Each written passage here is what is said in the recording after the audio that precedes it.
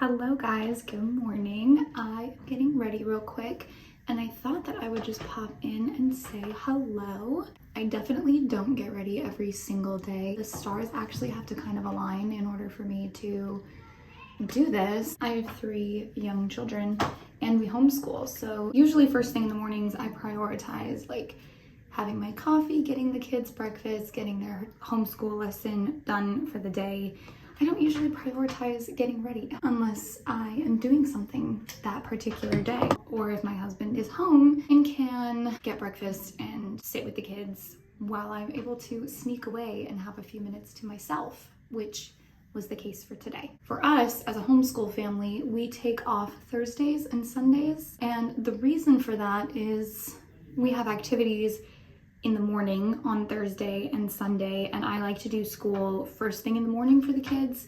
I find that their attention span and my patience and the babies, I keep saying baby, she's a toddler now. The toddler's ability to entertain herself while I do stuff with the older kids is like at its peak in the mornings. So I try to take advantage of early in the morning first thing for doing schoolwork. And Thursdays, my oldest has a co-op class, and Sundays we have church. So that does mean that we do school on Saturdays. My husband usually works weekends anyway, so I would rather take a different day to do like family time all together and then do school on Saturdays. It's just a day, like who cares? Doesn't matter if you do school on Saturday and Sunday because when you homeschool, it's just another day of the week. So on Thursdays, I get to drop my oldest off at class, and then I have a couple of hours to go run errands or whatever. Obviously, if my husband isn't home on that particular day, then I have my 2 other children with me, so I don't usually get a lot done if I bring them. It's usually kind of just hanging out in the car, hit the Chick-fil-A drive-through, possibly go to the grocery store if I'm feeling brave that day.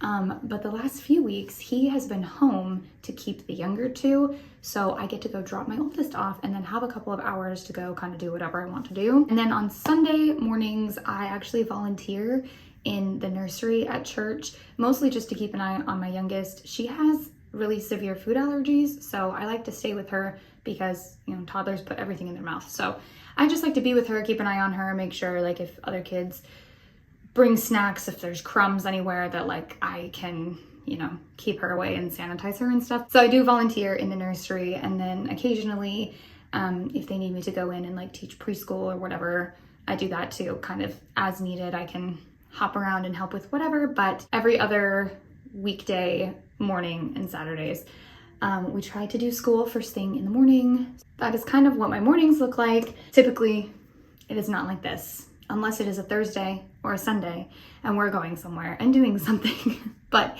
pretty much every other day of the week, it just involves sitting at the table with my coffee, doing schoolwork. So today was a luxury to be able to get ready. Anyways, I'm ready, so let's go. Learn from a hero who's humble and brave, who welcomes the hundreds arriving on waves. Look her up in our Texas book, said Annie. I'm afraid it's ruined, said Jack. Let's go ahead and make some dinner. I'm going to start off with some pasta boiling, and then I'm going to make a homemade Alfredo sauce, which is super easy, much easier than I ever anticipated that it was. And I'm just going to pour the sauce over some noodles and broccoli for the girls. And then for my portion of noodles, I'm pairing it with some salad and chicken and some Caesar dressing. And then I made a sensory bin for the kids. They did a little bit of painting, and then I am unloading the dishwasher, trying to get ahead on some housework stuff.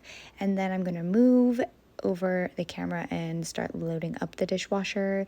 And I really love to put in a headphone and turn on a podcast or a YouTube video and crank this out while the kids are watching TV, playing in the playroom, doing whatever it is that they do.